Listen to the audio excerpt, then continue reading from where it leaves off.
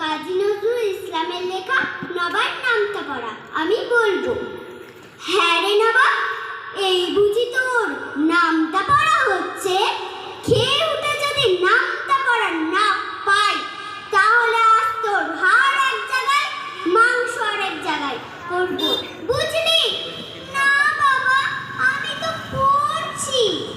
এক এক কে এক, বাবা কোথায় দেখ, দুই এক কে দুই, দেখো একটু শুই, তিন এক কে তিন, গেছি আর ফির, চার এক কে চার, ওই ঘরে আচার, পাঁচ এক কে পাঁচ, ওই দেখ ফুলের গাছ, ছয় এক কে ছয়, বাবা গুড বয়, সাত এক কে সাত, পল্লীর মশাই কাত, আট এক কে আট, আমি বড় লাট, নয় এক কে নয়, আর একটু ভয়, দশ এক কে দশ, বাবা আপিস ব্যাস।